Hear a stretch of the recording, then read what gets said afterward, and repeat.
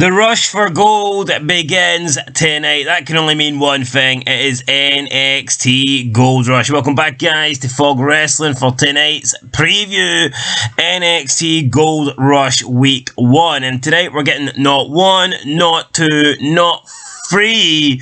But yeah, we actually are getting 3. So I lied. We're getting 3. But 3's enough, because out of those 3, 2 of those matches are world title matches. So at the 3 title matches, we've got the World Heavyweight Championship and we've got the NXT Championship. So what a stacked card tonight. Probably the biggest NXT I can remember watching or anticipating. I haven't watched it yet, but you get my point. It's probably the biggest NXT that I've seen preview, because they've got the world title. You got Seth Rollins here coming to the development show, coming to the third brand, and he will defend against BRON Breakker.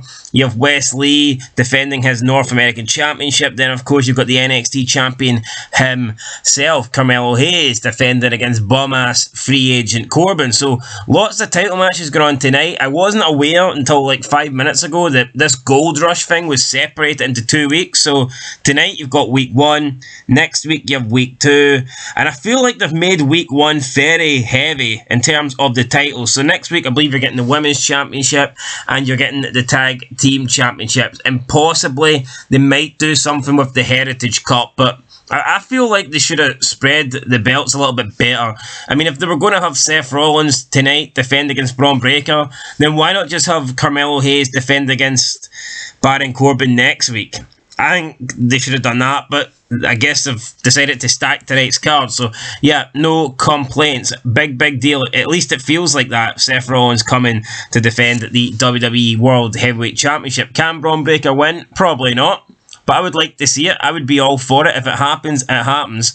But I don't see Seth Rollins' title run coming to an end, especially not on NXT against BRON Breakker. But he did say NXT is where it all began, so maybe that is where it will all end tonight when he defends that belt. And we did see BRON Breakker on Raw as well, so I mean, at least they've been putting a little bit of effort in, although it does completely go against the brand split and people not being allowed to show up on all our shows yet. All of a sudden, we're about a month away from the draft and we've got Seth Rollins defending the Raw World title on NXT. I mean, it took Raw like a year and a half to get a world title, and now it's been defended on NXT. It's like, I know we shouldn't complain, but I'm going to complain anyway, because that's what we do on this channel. We complain. No, we don't. Look, we look at things objectively and we point out the things that don't make sense, and this certainly does not make sense. You say you have a brand split, you say that everyone, it's going to be a strict brand split as well. That's what they said. But since then, we've had, people appearing on all different shows. But whatever, look, what a main event tonight. I'm assuming it's the main event. I'm assuming it will go on last. It has to go on last. It's Seth Rollins versus BRON Breakker, for God's sake. Anyway, what other title matches do we have? We have the NXT champion Carmelo Hayes. He is taking on Baron Corbin. And as much as I think it's been a bit of a lackluster title reign, I definitely do not see it coming to an end against bum-ass Corbin. This guy didn't even get picked in the draft. He's a free agent. What does that mean? Well, it means he's not good enough to get drafted, but in reality, it means he can go to whichever brand he wants. So if anything, he benefited.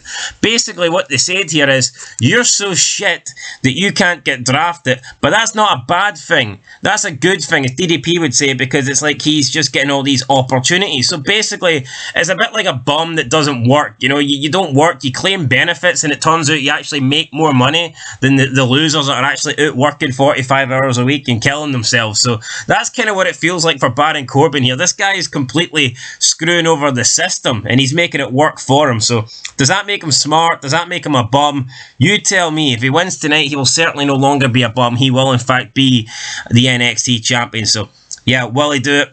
I'm going to assume he won't, but you never know. I think there's definitely more chance of, I can't believe I'm saying this, I think there's more chance Corbin wins than BRON Breakker wins. But out of all the title matches, I do not believe either of these two belts will change hands. I think the title most likely to change hands will be the NXT North American Championship, and that is Wesley defending against Tyler Bate. with Mustafa Ali as a special guest referee. Another guy that's a free agent, another guy that wasn't good enough to be drafted, but he's certainly good enough to get an Intercontinental Championship match against Gunther in the Saudi show. He's certainly good enough to appear on NXT and SmackDown and all this crap. So, I mean, whatever. No consistency, but what kind of is the only free agent that we don't get to see every week is Brock Lesnar. He is like the only free agent that we want. Yeah, we don't get to see him. He's never there. And all the other free agents that didn't get picked because they suck, they're on every single show. It's like, I mean, you could not write this, man. It's unbelievable. Will Wesley lose tonight? I think he will. Unfortunately, I think he will. And that's not because I like the guy, but I think the guy he's defending the belt against sucks even more than he does. Yeah, Tyler Bate, you look at this guy, not an ounce of fucking physique on him, man. He just look, and you can tell this guy is a vegan. You can 100% tell. I mean, I think this guy, if this guy went into the jungle, he'd probably get eaten by a plant. That would sum up Tyler Bate, man. This guy looks like an absolute fucking fud, and he should not be in any sort of title match, but I think he will actually win tonight. Or, at the very least, I can see some form of double DQ, count out, no contest, something like that. So, yeah, that's my prediction for that one. We've got a number one contenders tag team match, and the winner of this will move on to Gold Rush Week 2 next week. So, I mean, look at this. This week you've got the world title from Raw, the NXT title, and the North American title, which is probably the second most prestigious title on NXT. And then next week you've got all the belts that nobody cares about. I mean, no offense to Tiffany Stratton, but that's exactly what it is. Week 2 of Gold Rush. It looks more like Brown Rush. I wouldn't call it Gold. It looks more like Brown. It's like shit. It's like the shit that they couldn't put into Week 1 that's just running through like a dodgy kebab into Week 2. I mean, nobody wants to see this, but I digress. Josh Briggs, Brooks Jensen versus Hank Walker and Tank Ledger. Have you ever seen two worse wrestling names than Hank Walker and Tank Ledger? I mean, you could be doing the mail, you could be delivering post, and these look like names that you would see on just your average person that you deliver mail to. It doesn't. I don't think of these names and think, holy shit, those guys are going to sell out an 80,000 stadium, or I want Hank Walker on my t-shirt. Who the fuck walks around with a t-shirt that says Hank Walker on it? Absolutely nobody. Anyway, they won't be walking out victorious tonight, so it doesn't really matter. And the last team in this match is Idris Inoue and Malik Blade. I don't know who they are. Like, it doesn't matter who they are. I don't think any of these teams should win. I have to pick one. I guess I'll go with Briggs and Jensen because I've got a wee bit more exposure, I guess. I don't know if that's the right word, exposure. Yeah, they've been on TV more than the other two, so I'm going to go with them. Screw it.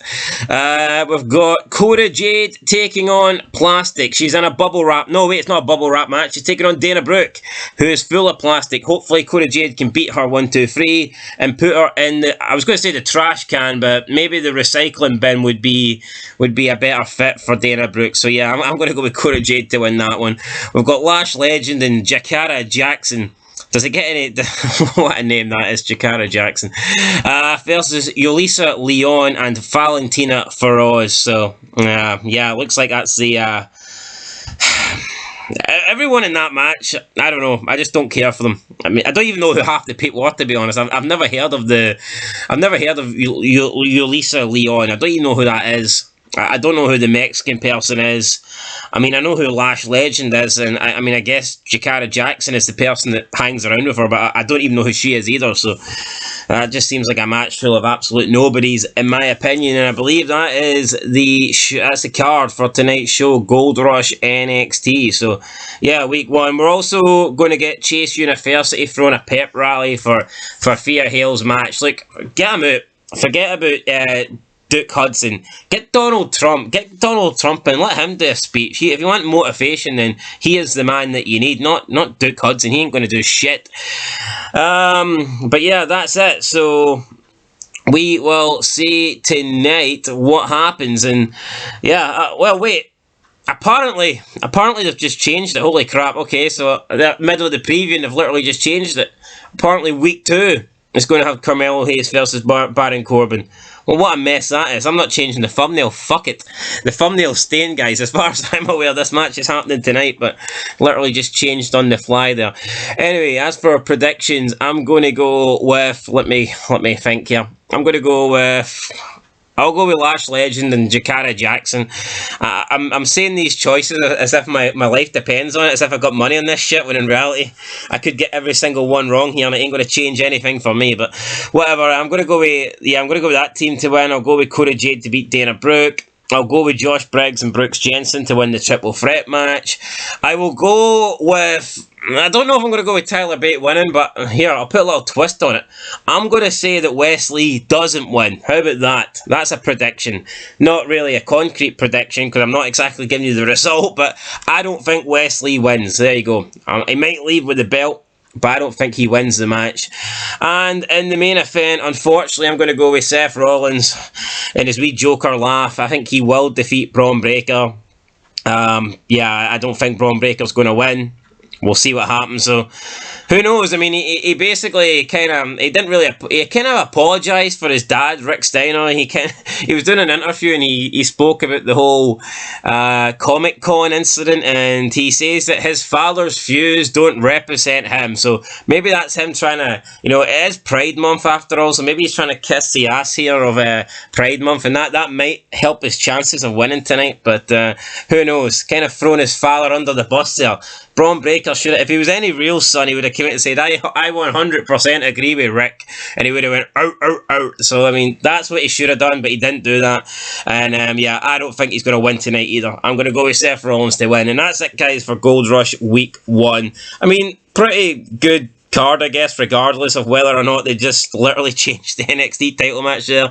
It makes sense, though. I mean, it does make sense. There's no reason why you would have those 3 big title matches this week and then, next week have just the women's match in the tag belts. That doesn't make any sense. So I think they made the right decision, and that's my predictions, guys. Let me know what you think down below. I will catch you tomorrow for the review, and hopefully Tony D gets out of jail. I don't like seeing him in jail. I know he's got a subscription to Peacock and he might be enjoying life, but let's be honest, man, watching WWE inside a prison cell, if that's going to get you, if ratting doesn't get you killed, then watching wrestling inside will get you killed, because I'm sure the inmates would not accept that. So, I mean, hopefully Tony D gets out soon, because I think he's a wanted man, especially if they see him watching anything past like 2009. They're going to go, what the hell is this shit? Kill him, Anyway, that's it, guys. I'll catch you in the next one. Let me know your thoughts down below. Free Tony D, for God's sake. Get him out of there. Till next time, though. Peace.